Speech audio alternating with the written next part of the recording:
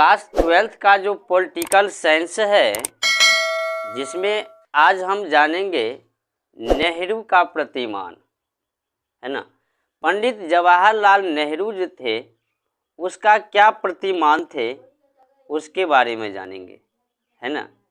तो एक एक करके ध्यानपूर्वक देखेंगे और समझेंगे भी, ताकि आगे कोई भी परेशानी का सामना नहीं करना पड़े।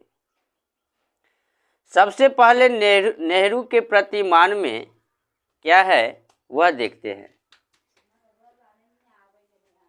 देश खनिज संसाधन व कच्चे माल का उपयोग करने के लिए जरूरी है।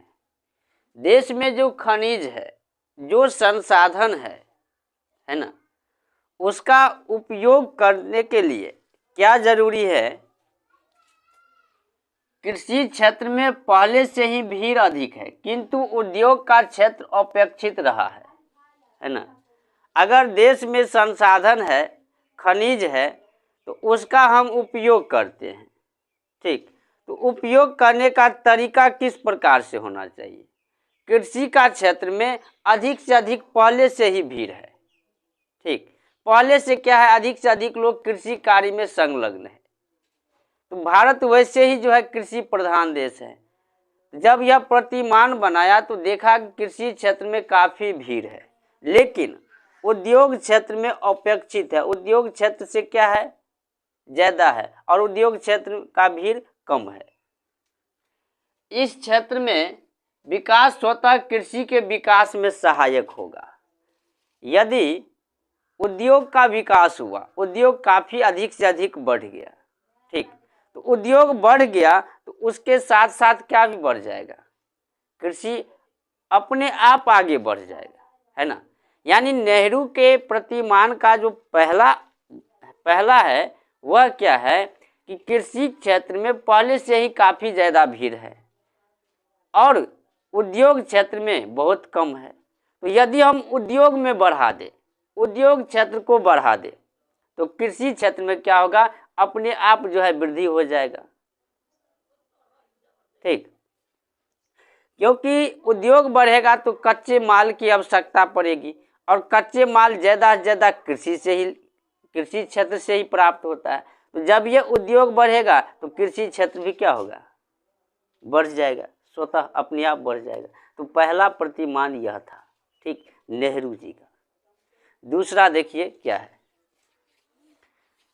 कहता है उद्योग में काम करने से लाखों लोगों को रोजगार मिलेगा। कृषि का विकास उतना रोजगार नहीं दे सकता।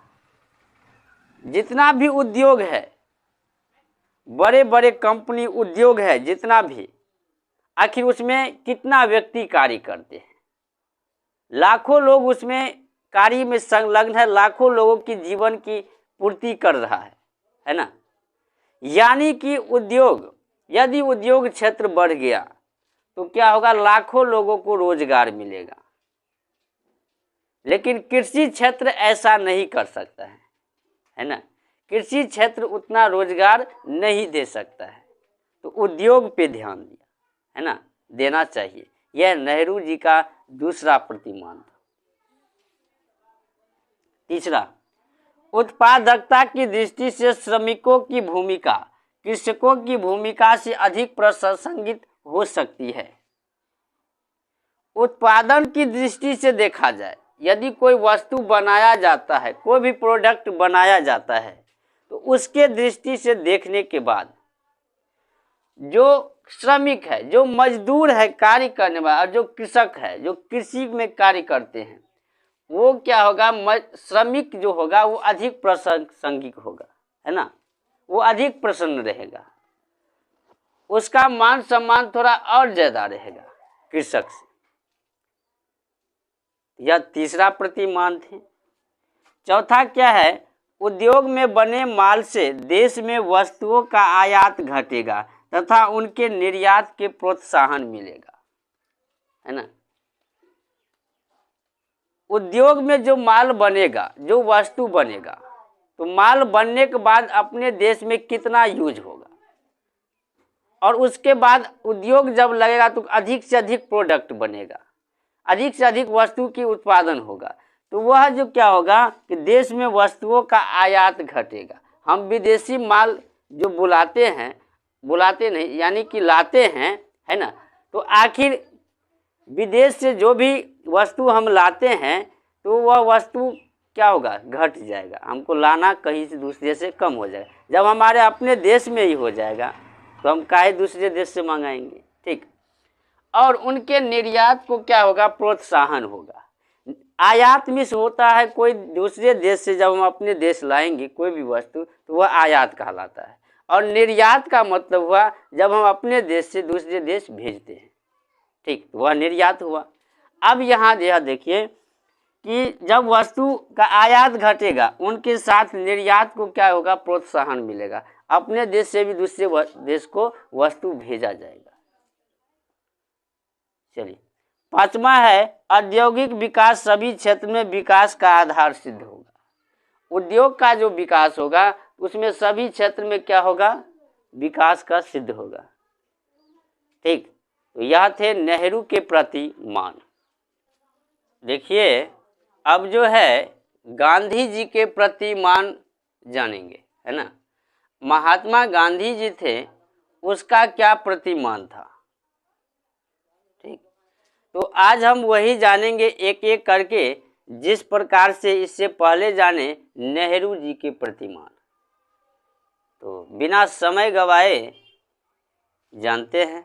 सबसे पहले क्या है, गांधी जी का पहला प्रतिमान क्या था, भौतिक ही नहीं बल्कि आध्यात्मिक व सांस्कृतिक स्तर पर भी विकास हो, है ना। गांधी जी का प्रतिमान ये था कि केवल भौतिक वस्तु का ही विकास न हो, केवल भौतिक चीज की ही विकास न हो, है ना,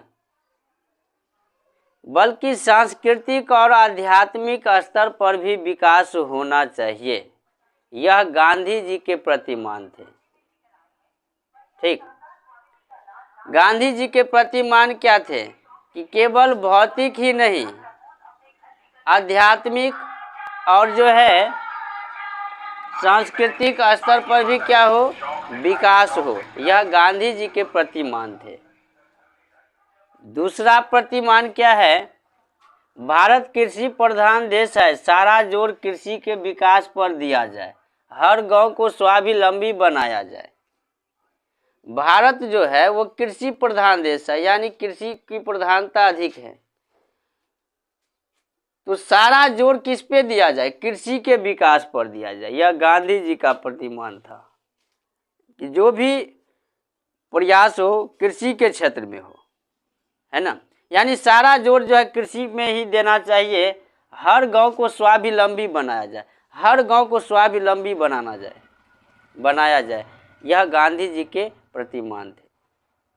पहला क्या थे, पहला था कि भौतिक ही नहीं आध्यात्मिक और सांस्कृतिक स्तर पर भी विकास होना चाहिए। दूसरा है कि भारत कृषि प्रधान देश है, तो सारा जोर कृषि के विकास पर ही देना चाहिए। ठीक, तीसरा क्या है, कुटीर उद्योग धंधों का विकास हो जो ग्रामीण क्षेत्र में बेरोजगारी की समस्या का समाधान करेगा।